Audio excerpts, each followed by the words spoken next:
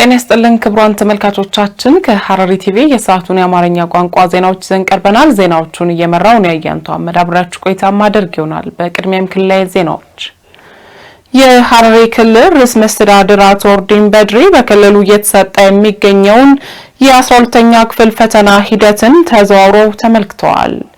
ርዕሰ መስተዳድሩ በክልሉና በከተማ በገጠር በሚገኙ የፈተና ጣቢያዎች በመገኘት ፈተናውን እየወሰዱ ያሉ ተማሪዎችን ያበረታቱ ሲሆን የተሻለ ውጤት እንዲያስመዘግቡም መልካም ምኞታቸውን ገልጸዋል። በሐረሪ ክልል የዘንድሮውን የ12ኛ ክፍል ሀገር አቀፍ ፈተና በአጠቃላይ 2678 ተማሪዎች እየወሰዱ ይገኛል።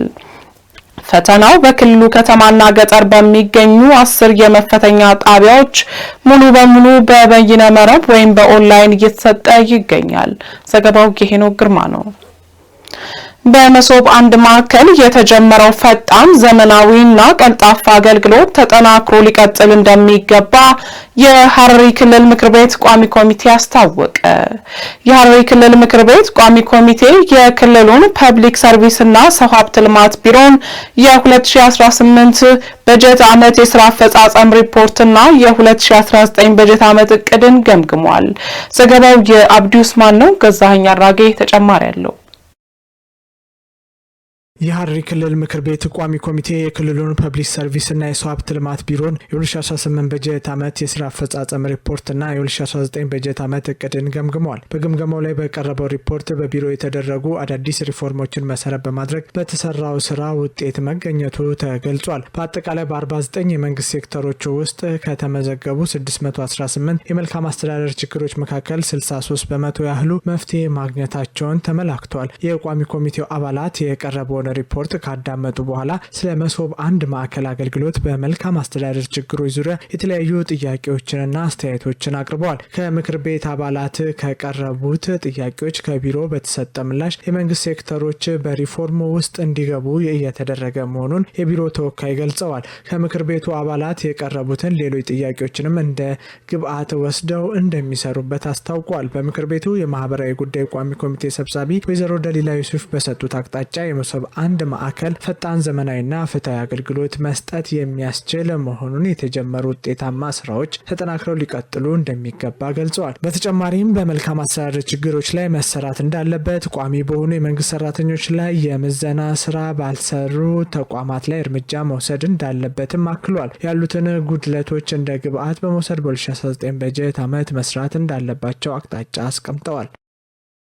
የሐረሪ ክልል ብልጽግና ፓርቲ አደረጃጀት ዘርፍ የ2018 በጀት ዓመት የተቋማት እቅድ አፈጻጸም ግምገማ መድረክ አካሄደ። በመድረኩ ላይ የክልሉ የመንግስት ተቋማት፣ የብልጽግና ህብረትና ቤተሰብ አመራሮች፣ የፓርቲው ኃላፊዎች እንዲሁም የዘርፉ ባለሙያዎች ተገኝተዋል። ፍቃዱ በላይ በዝርዝር ያቀርበዋል።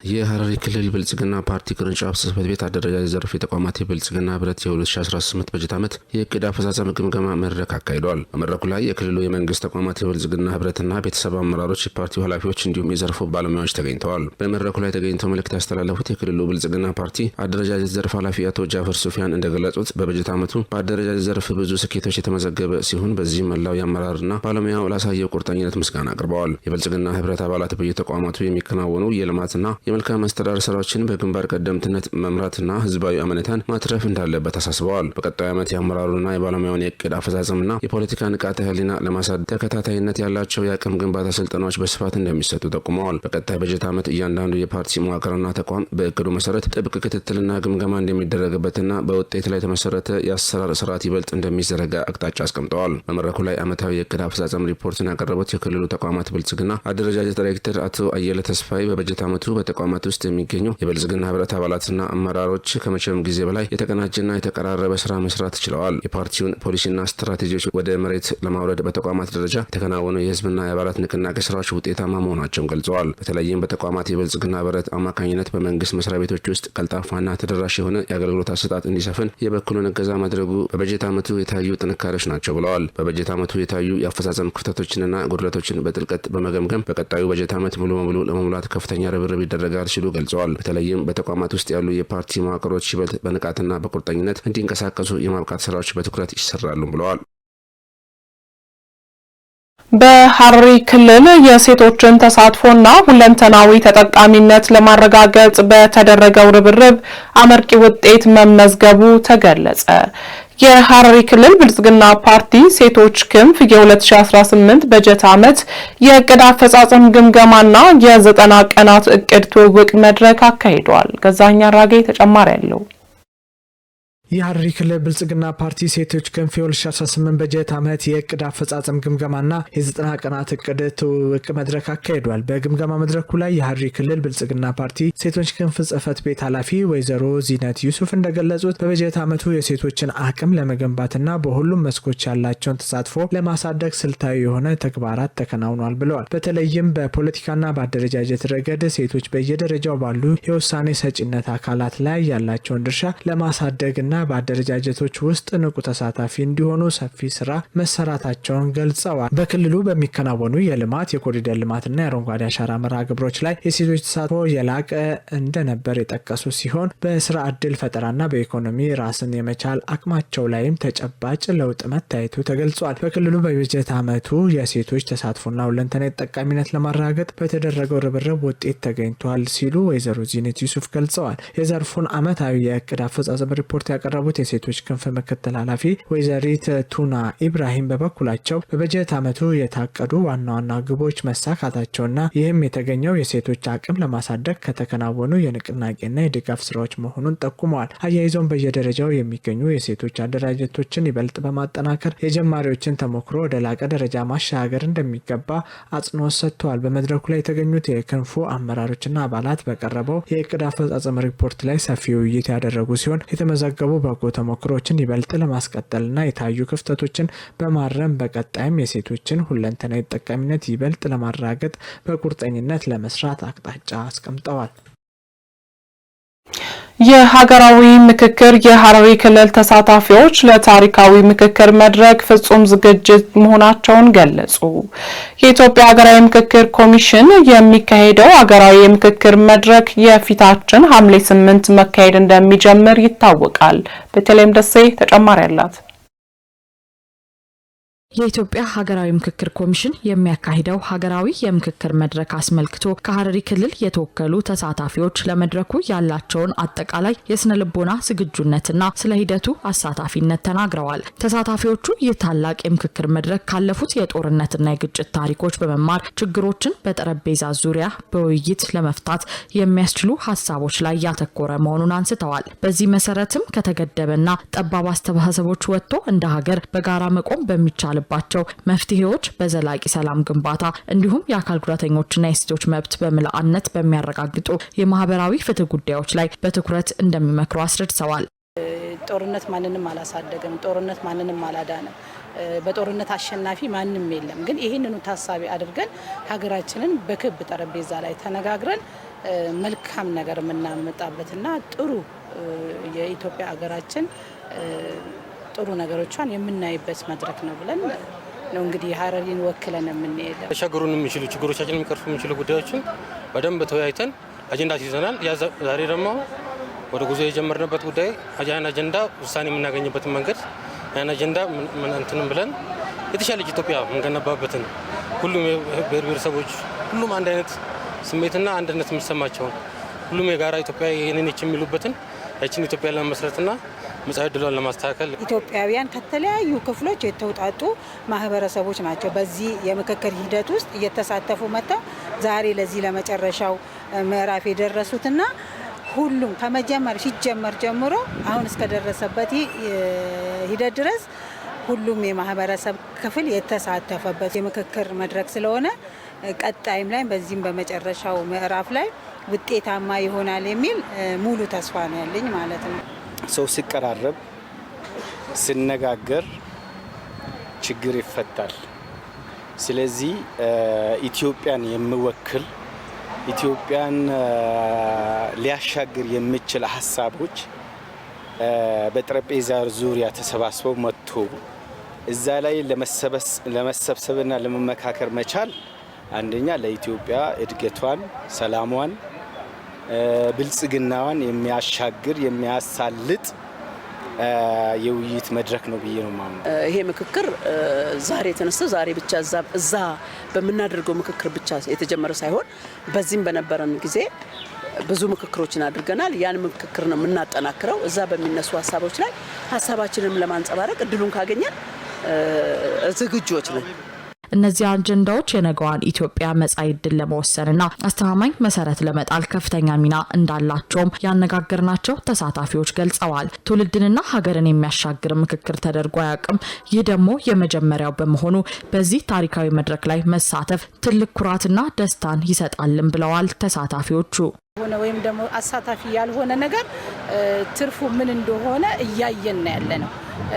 በምን ያህል እኔ አውቅልሃለሁ እንዳይመጣ እኔ እንደ አካል ጉዳተኝነቴ ስለኔ ጉዳት አልባው ቢናገር ጥሩ ላይ መጣ ይችላል። ለምን እኔ ጋር ስሜቱ ስላለ በዚህ በሀገራዊ ምክክር ኮሚሽን ላይ ተሳታፊ በመሆኔ ትልቅ ደስታ ነው የሚሰማኝ። ምክንያቱም ይሄ የምክክር ሂደት ከዚህ ቀደም ተደርጎ የማያውቅ በሀገራችን ለመጀመሪያ ጊዜ የሚደረግ በመሆኑ እኔም በታሪክ አጋጣሚ የዚህ ተሳታፊ መሆኔ ለኔ ትልቅ ኩራትና ደስታ እንዲሰጠኝ አድርጎኛል ማለት ነው። ኢትዮጵያ ከተመሰረተች ከ3000 ዓመት በላይ ነው የሚባለው። ስቲል ትውልድን የሚያሻግር ሀገርን የሚያሻግር ምክክር ተደርጎ አይታወቅም። ይህ የመጀመሪያ ጊዜ ነው እና በዛ ላይ ለመሳተፍ እድል በማግኘቴ በእውነት በጣም ትልቅ ደስታ ነው የሚሰማኝ። ቀጥሎም ደግሞ እንደሚታወቀው ተሳታፊዎቹ አክለውም በሂደቱ ላይ ያላቸውን እምነት ከፍተኛ መሆኑን በመግለጽ በምክክሩ ወቅት እርስ በርስ በመከባበር የሌሎችን ሀሳብ በሰፊው በማዳመጥና ለሀገር የሚበጀውን የጋራ መፍትሄ በመፈለግ ረገድ የበኩላቸውን አገራዊ ግዴታ ለመወጣት ሙሉ ዝግጁነት እንዳላቸው አረጋግጠዋል። የምክክር ሂደቱ ከመጀመሪያው ምዕራፍ ጀምሮ ፍጹም ዲሞክራሲያዊ በሆነ መንገድ ሁሉንም የህብረተሰብ ክፍሎች ያካተተ መሆኑንም አብራርተዋል። በዚህም ሴቶች፣ ወጣቶች፣ የሀገር ሽማግሌዎች፣ የሃይማኖት አባቶች፣ ሲቪክ ማህበራት፣ የአካል ጉዳተኞች፣ ተፈናቃዮች፣ የቀድሞ የጦር ሰራዊት አባላት፣ ተፎካካሪ ፓርቲዎችና የተለያዩ የመንግስት አካላት እንዲሁም ሌሎች በአንድነት እንዲሳተፉ መደረጉ የሂደቱን ተአማኒነት ከፍ እንዳደረገውም ጠቁመዋል። ከሀረሪ ክልል የተወከሉ ተሳታፊዎችም በትላንትናው ዕለት ወደ ምክክር ሂደቱ ወደሚካሄድበት አዲስ አበባ አቅንተዋል። በሀረሪ ክልል በግንባታ ማዕድን ልማት ዘርፉ ለተሰማሩ ባለሀብቶች ዘርፈ ብዙ ድጋፎች እየተደረጉ መሆናቸውን የክልሉ ኢንቨስትመንት ማዕድንና ኤነርጂ ጽሕፈት ቤት አስታወቀ። የክልሉ ከፍተኛ አመራር ለዘርፉ እያደረገ ያለው ክትትልና ድጋፍ በክልሉ እየታየ ላለው የግንባታ አብዮት ከፍተኛ አስተዋጽኦ እያበረከተ ይገኛል። ተጨማሪ አይደለም። ታሪካዊቷ የሀረር ከተማ በአሁኑ ወቅት በከፍተኛ የግንባታ እንቅስቃሴ ላይ የምትገኝ ሲሆን ከተማዋን እያደመቁ ካሉ ግዙፍ የህንጻ ፕሮጀክቶች መካከል በማጠናቀቂያ ምዕራፍ ላይ የሚገኘው የንጋቱ አብርቄ መታሰቢያ ሆቴል አንዱ ነው። ይሁን እንጂ ለእነዚህ ግዙፍ ህንጻዎች ግንባታ ማጠናቀቂያ የሚውሉ እንደ እብነበረድና ግራናይት ያሉ ግብዓቶች በሀገር ውስጥ እንደ ልብ ባለመገኘታቸው ከውጭ ሀገር በከፍተኛ ወጪ ለማስመጣት መገደዳቸውን የሆቴሉ ፕሮጀክት ስራ አስኪያጅ ኢንጂነር ሊዲያ ማናዬ ይናገራሉ። ግብዓቶቹን በብዛት አናገኛቸው፣ ከጥራትም አንፃር ከብዛትም እዚህ ሎካሊ አናገኝም እቃዎቹ። ስለዚህ ያለው አማራጭ ያው የምናሰራው ሆቴልም ስታንዳርዱን የጠበቀ በመሆኑ ያለን አማራጭ ከውጭ ማስመጣት ነው። እብነበረድም ሴራሚክም ከውጭ ነው የምናስመጣው። ዳልኩ ሙሉ ለሙሉ የፊኒሺንግ እቃዎችን ከውጭ ነው የምናስገባው። መንግስት ካደረገው ጥሪና ከተመቻቸው ድጋፍ በመነሳት በዘርፉ ከተሰማሩ ተቋማት መካከል የያሬድ መኮንን ግራናይት ፋብሪካ አንዱ ነው። የፋብሪካው አማካሪ አቶ ረመዳን መሐመድ እንደገለጹት ድርጅቱ ሙሉ በሙሉ ወደ ማምረት ስራ ሲገባ በቀን ከ2000 እስከ 2500 ካሬ ሜትር ግራናይት የማምረት አቅም ይኖረዋል። ይህ ግዙፍ የማምረት አቅም በሀረርና በአካባቢው ላሉ ህንጻዎች የሚውል የድንጋይ ግብዓቶችን ሙሉ በሙሉ በሀገር ውስጥ ለመተካት ትልቅ አቅም እንደሚፈጥር ጠቁመዋል። ሙሉ በሙሉ እኛ ከ2000 እስከ 2500 በቀን ካሬ በቀን 2000 እስከ 2500 ካሬ ለማምረት ነው ዝግጅታችን። እስከ ኤክስፖርት ድረስ ታስቧልና ሙሉ በሙሉ ይሄ ፈንክሽናል ከሆነና አንዳንድ የቀሩ ነገሮች ካለቁ እስከ ኤክስፖርት ድረስ አስበናል። ፋብሪካው በአሁኑ ወቅት ለ100 ለሚሆኑ የአካባቢው ነዋሪዎች ቋሚና ጊዜያዊ ስራ እድል የፈጠረ ሲሆን የሀገር ውስጥ ሰራተኞች ከቻይና ባለሙያዎች ጋር አብረው በመስራት ላይ በመሆናቸው ጠቃሚ ቴክኖሎጂና የክህሎት ሽግግር እያደረጉ እንደሚገኙም አማካሪው ገልጸዋል። 100 የሚሆኑ ስራ አጥ ወጣቶች የስራ እድል ፈጥሯል። ከዚህ ከ100 ደግሞ 50ው በጊዜያዊነት 50ው ደግሞ በቋሚነት የስራ እድል ፈጥረና ያለነው ማሽኖች ነው ያሉት። በእኛ ሀገር ብዙም ያልተለመዱ ማሽኖች ናቸው።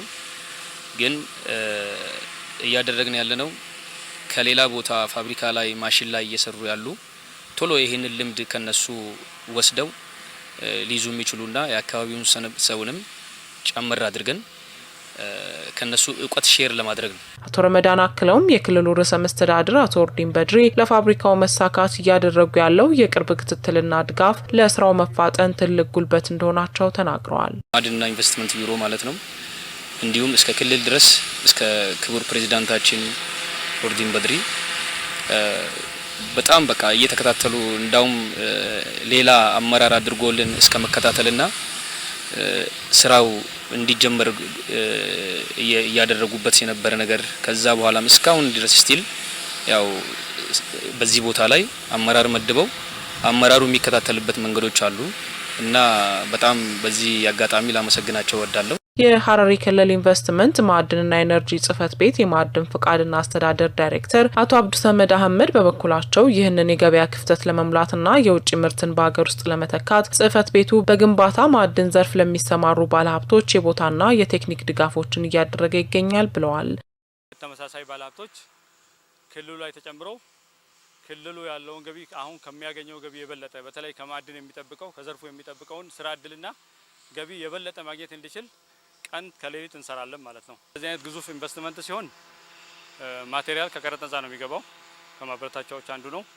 ሌላ ደግሞ ያው ማዕድን ያለበት አካባቢ ላይ በተቻለ መጠን ማዕድን ያለበት መሬት የመንግስት መሬት ነው።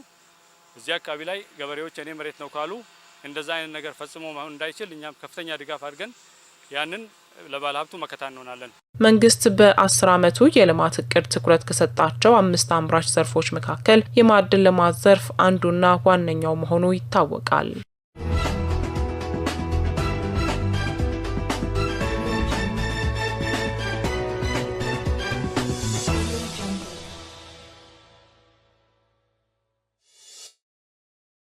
ክቡራን ተመልካቾቻችን ከሐረሪ ቲቪ ዜናዎቻችን ወደ እናንተ መድረሳቸውን እንደቀጠሉ ናቸው። ወደ ሀገር አቀፍ ዘገባዎች ስናልፍ ሀገር አቀፍ የወሰን ተሻጋሪ የወጣቶች በጎ ፍቃድ አገልግሎት ተጀመረ።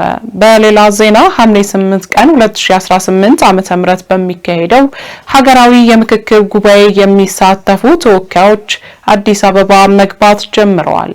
እነዚህንና መሰል ሀገር አቀፍ ዘገባዎችን ሌኒሽ መልስ በተከታይነት ታቀርበዋለች። በጎነት ለኢትዮጵያ ከፍታ በሚል መሪ ቃል 5ኛ ዙር ሀገር አቀፍ የወሰን ተሻጋሪ የወጣቶች በጎ ፍቃድ አገልግሎት መርሃ ግብር በዛሬው ዕለት በሐዋሳ ከተማ በይፋ ተጀምሯል። የሴቶችና ማህበራዊ ጉዳይ ሚኒስትር ዶክተር ኤርጎጌ ተስፋዬ በወቅቱ እንዳሉት በጎነት ከንጹህ ሕሊና የሚመነጭ መልካም አገልግሎት ነው። ባለፉት 4 ሀገር አቀፍ የወሰን ተሻጋሪ የወጣቶች በጎ ፍቃድ አገልግሎት ከተለያዩ የኢትዮጵያ ክፍሎች የተውጣጡ ወጣቶችን በማሳተፍ አመርቂ ተግባራት መከናወናቸውን አስታውሰዋል። በዚህ ዙርም ይህንን በማስቀጠል ከ25 ሚሊዮን በላይ ወጣቶች በ14 አቅጣጫዎች ተሰማርተው የበጎ ፍቃድ አገልግሎት እንደሚሰጡ ጠቁመዋል። በአገልግሎቱ ከ53 ሚሊዮን በላይ ዜጎች ተጠቃሚ እንደሚሆኑም ተናግረዋል። የሲዳማ ክልል ርዕሰ መስተዳድር አቶ ደስታ ሌዳሞ በበኩላቸው ወሰን ተሻጋሪ የወጣቶች ክረምት በጎ ፍቃድ አገልግሎት አብሮነትን የሚያጠናክር ተግባር መሆኑን ገልጸዋል። ወጣቶች ሀገራቸውን የሚጠብቁና የሚያሳድጉ በመሆናቸው አንድነትን ለሚሸረሽሩ አካሄዶችና ከፋፋይ እሳቤዎች ጆሮ መስጠት እንደሌለባቸው አስገንዝበው እኛነትን በማስቀደም መረዳዳትና መተጋገዝ የምንጊዜም መርሃቸው ማድረግ እንዳለባቸው ተናግረዋል።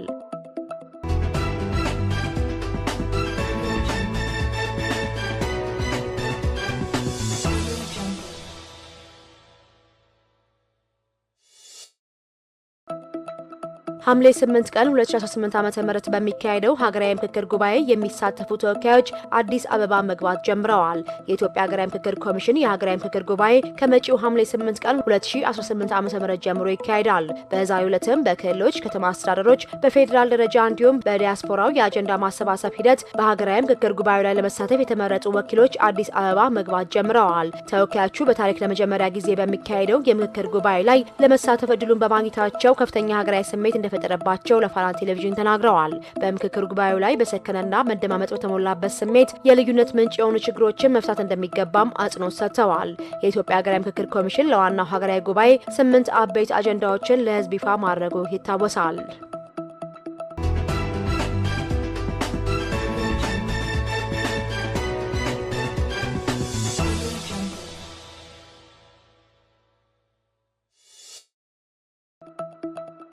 በኦሮሚያ ክልል በ2018 በጀት ዓመት መሶብ የአንድ ማዕከል አገልግሎትን ወደ 53 ማዕከላት በማስፋት ለማህበረሰቡ ፈጣንና ቀልጣፋ አገልግሎት የሰጠ መሆኑን የክልሉ ፐብሊክ ሰርቪስና የሰው ሀብት ልማት ቢሮ አስታውቋል። በኦሮሚያ ክልል የተጀመረው ይኸው አገልግሎት በሁሉም የክልሉ አካባቢዎች ተደራሽ እየሆነ መምጣቱንና የአገልግሎት አሰጣጡም ፈጣንና ቀልጣፋ መሆኑ ተመላክቷል። የክልሉ ፐብሊክ ሰርቪስና የሰው ሀብት ልማት ቢሮ ምክትል ኃላፊ ዳምጠው ገመቹ ለኢዜአ እንደተናገሩት በ2018 በጀት ዓመት አገልግሎቱን ይበልጥ ተደራሽ በማድረግ ለህብረተሰቡ ቀልጣፋ ምላሽ ለመስጠት በርካታ ተግባራት የተከናወኑ ነው። በቴክኖሎጂ በመታገዝ በ5 ዋና ዋና ከተሞች የተጀመረውን አሰራር በማስፋፋት አሁን ላይ በክልሉ በሁሉም ዞኖች 53 ማዕከላት ተከፍተው አገልግሎት የሰጡ መሆኑን ገልጸዋል። ይህ አሰራር በክልሉ የአገልግሎት ዘርፍ ላይ ከፍተኛ መሻሻልን እያስገኘ እንደሚገኝ ጠቁመው በተለይም አገልግሎቱ በአንድ ማዕከል የተደራጀ ፈጣን፣ ምቹና ግልጽነት ያለው በመሆኑ የኢንቨስትመንት እንቅስቃሴውን በተሻለ ሁኔታ እያነቃቃው ይገኛል ብለዋል። በአገልግሎቱ የህብረተሰቡን እርካታ ጭምር ከፍ ማድረግ መቻሉንና እስካሁንም ከ700 ሺህ በላይ የህብረተሰብ ክፍሎች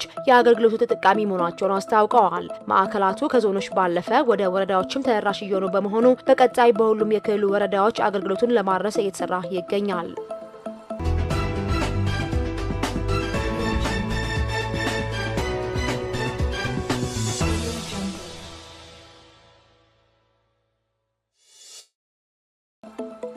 በአማራ ክልል ዘመናዊ ግብርናና እንስሳት ሀብት ምርታማነትን በማሳደግ ሁለንተናዊ ብልጽግናን ለማረጋገጥ የሚደረገው ጥረት ተጠናክሮ እንደሚቀጥል በምክትል ርዕሰ መስተዳድር ማዕረግ የክልሉ ገጠር ክላስተር አስተባባሪ ዶክተር ድረስ ሳህሉ ገልጸዋል። የክልሉ ግብርና ቢሮ ዘመናዊ ግብርና ለሁለንተናዊ ልዕልና በሚል መሪ ሀሳብ ያዘጋጀው የምክክር መድረክ በደሴ ከተማ ተካሂዷል። በምክትል ርዕሰ መስተዳድር ማዕረግ የአማራ ክልል ገጠር ክላስተር አስተባባሪ ዶክተር ድረስ ሳህሉ እንደገለጹት የግብርናውን ዘርፍ በማዘመን ለውጭ ንግድና ለኢንዱስትሪ ግብዓት የሚተርፍ ምርት ለማምረት ርብርብ እየተደረገ ነው። በአሁኑ ወቅትም በምርምር የታገዙ አዳዲስ የሰብል ዝርያዎችን ተግባራዊ በማድረግ ምርታማነትን ለማሳደግ የሚከናወኑ ተግባራት የሚያበረታቱ ናቸው ብለዋል። አርሶ አደሩ የሚያገኘውን እርጥበት ተጠቅሞ ፈጥኖ የዘር ስራውን እንዲጀምር፣ ውሃ እንዲያሰባስብ፣ ፈጥነው የሚደርሱና ድርቅን የሚቋቋሙ አዳዲስ የሰብል ዝርያዎችን እንዲጠቀም ማድረግ እንደሚያስፈልግም ነው ያመላከቱት። መንግስት ምርታማነትን ለማሳደግ ቴክኖሎጂና ግብዓቶችን በስፋት እያቀረበ እንደሚገኝም ገልጸዋል። በተለይም በሌማት ትሩፋት የወተት፣ የእንቁላል፣ የማር፣ የአሳና የሌሎችን ምርታማነት በማሳደግ የምግብ ዋስትናን ከማረጋገጥ ባለፈ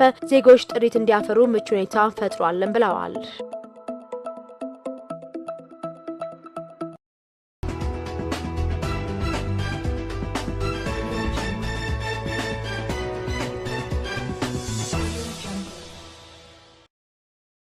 ወደ ዓለም አቀፍ ዘገባዎች ስናልፍ የኔቶ ሀገራት ለሚሳኤል ልማት 50 ቢሊዮን ዶላር መደቡ።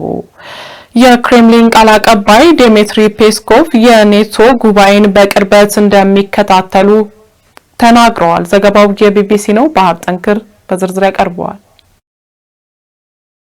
ዩናይትድ ኪንግደም ጨምሮ 12 ሀገራት አውሮፓን ለመጠበቅ በሚቀጥሉት 10 ዓመታት ውስጥ የረጅም ርቀት ሚሳኤል 50 ቢሊዮን ዶላር ሊያወጡ እንደሆነ አስታውቀዋል። ፕሮጀክቱ በዩኬ ጠቅላይ ሚኒስትር ኪር ስታርመር ይፋ ያደረገ ሲሆን በሚቀጥለው ሳምንት ረቡዕ በቱርክ አንካራ ከተማ በሚካሄደው የኔቶ ጉባኤ ላይ ውይይት ይደረግበታልም ተብሎ ይጠበቃል። ኪር ስታርመር በጠቅላይ ሚኒስትርነት የመጨረሻቸውን የኔቶ ስብሰባ ለመታደም አንካራ ነው የገቡት። ባለፈው ዓመት በኔቶ አባላት ስምምነት የተደረገበት የመከላከያ ወጪ ባለማሟላታቸው ከአሜሪካ ፕሬዝዳንት ዶናልድ ትራምፕ ትችት ይገጥማቸዋልም ተብሎ ይጠበቃል። ይሁን እንጂ የፊታችን ረቡዕ ጠቅላይ ሚኒስትሩ ከሌሎች መሪዎች ጋር ስለ አዲሱ የሚሳኤል መርሃ ግብርም ለመምከር ይቀመጣሉ። እጅግ የረቀቀ የጦር መሳሪያ የተባለው አዲሱ የኔቶ ፕሮጀክት ከ300 ኪሎ ሜትር ርቀት ላይ ኢላማዎችን ለይቶ መምታት የሚችል እንዲሁም እስከ 2000 ኪሎ ሜትር የሚምዘገዘግ እንደሆነም ተገልጿል። ጠቅላይ ሚኒስትር ኪር ስታርመር በዩናይትድ ኪንግደም የሚመራው መርሃ ግብር የአውሮፓ ሀገራትን በማሰባሰብ ኔቶን በመጪዎቹ ዓመታት ለመጠበቅ የሚያግዝ ነው ብሏል። ይሁን እንጂ እንደሌሎቹ በቅድ ላይ ያሉ ወታደራዊ ፕሮጀክቶች ሁሉ ዲፕ ስትራይክ የሚል ስያሜ የተሰጣቸው መርሃ ግብር ከአውሮፓውያኑ 2030 በፊት ዝግጁ አይሆኑም።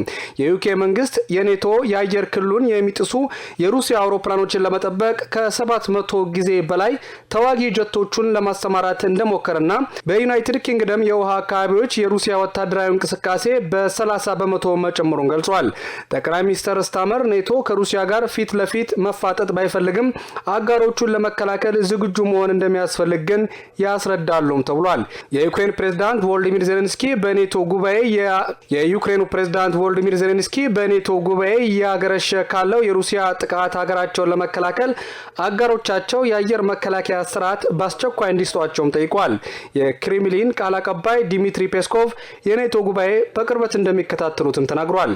ኪየቭ ከኔቶ የምታገኘው አዲስ መሳሪያ ሩሲያ ግቧን ለማሳካት ከምትወስደው ወታደራዊ ተልዕኮ ወደ ኋላ የሚመልስ አይሆንም ብሏል። የፈረንሳዩ ፕሬዝዳንት በሶሪያ ጉብኝት ላይ ሳሉ በደረሰ ፍንዳታ 18 ሰዎች ተጎዱ። ኢማኑኤል ማክሮን የሶሪያ ጉብኝታቸውን ሲያጠናቅቁ ለኔቶ ጉባኤ ወደ ቱርክ እንደሚጓዙ ይጠበቃል። ዘገባው የቢቢሲ ነው። ሌኒሽ መልስ ተጨማሪ አላት። በሶሪያ ዋና ከተማ ደማስቆ የፈረንሳይ ፕሬዝዳንት ኢማኑኤል ማክሮን አርፈውበት የነበረ ሆቴል አቅራቢያ በተከሰተ ፍንዳታ 18 ሰዎች መጎዳታቸውን የአገሪቱ መገናኛ ብዙሃን ዘገቡ። የጸጥታ ኃይሎች 2 ፈንጂ መሳሪያዎችን አግኝተው የማክሸፍ እንቅስቃሴ ሲጀምሩ ፍንዳታው መድረሱን ሳና የተባለው የመንግስት የዜና ወኪል ዘግበዋል። ዘገባው እንደሚያመላክተው አንደኛው መሳሪያ የቆመ ተሽከርካሪ ውስጥ ተቀምጦ ነበር፣ ሌላኛው ደግሞ በቆሻሻ ማጠራቀሚያ ተደብቋል። ከሶሪያው መሪ አህመድ አልሻራ ጋር ለመወያየት ወደ ደማስቆ የተጓዙት ፕሬዝዳንት ማክሮን በወቅቱ በፕሬዝዳንታዊ ቤተ መንግስት ውስጥ ነበሩ። ፕሬዝዳንቱ ደህና እንደሆኑና ፍንዳታውን እንዳልሰሙ ባለስልጣኖች ገልጸዋል። የፈረንሳዩ ፕሬዝዳንት የሶሪያ ጉብኝታቸውን ሲያጠናቅቁ ለኔቶ ጉባኤ ወደ ቱርክ እንደሚጓዙ ይጠበቃል። የሶሪያ መገናኛ ብዙሃን እንደገለጹት ከተጎዱት መካከል 4 የፖሊስ አባላት ናቸው። የሀገር ውስጥ ጉዳዮች ሚኒስቴር የጥቃቱን ፈጻሚዎች ለመለየት ምርመራ እንደጀመረም ተዘግበዋል። ማህበራዊ ሚዲያ ላይ የተለቀቁ ቪዲዮዎችና ምስሎች ሆቴሉ አቅራቢያ ከቆመ ተሽከርካሪ ላይ ጭስና እሳት ሲነሳ አሳይተዋል። ቢቢሲ አረቢክ ያነጋገራቸው አንድ የአይን እማኝ የመጀመሪያው ፍንዳታ ሲከሰት በቱሪዝም ሚኒስቴር ዋና መስሪያ ቤት ፊት ለፊት ቆመው እንደነበር ገልጸዋል። እማኙ እንደሚያስረዱት የመጀመሪያው ቦምብ ከፈነዳ በኋላ የደህንነት ኃይሎች አጠራጣሪ ቁሶችን እየፈለጉ ነበር። ይህንን በሚያደርጉበት ሰዓት ከመጀመሪያው ፍንዳታ በግምት 20 ሜትር ያህል ርቀት ላይ ሁለተኛው ፍንዳታ መከሰቱን ተናግረዋል። ከፍንዳታው በኋላ ማህበራዊ ሚዲያ ገጻቸው ላይ የጻፉት ፕሬዝዳንት ማክሮን የሶሪያ ሴቶችና ወንዶች በሙሉ ሉዓላዊነቷ፣ ደህንነቷ፣ ብዝሃነቷና አንድነቷ በተጠበቀ ሶሪያ ለመኖር ያላቸውን ምኞት አያደናቅፍም ብለዋል።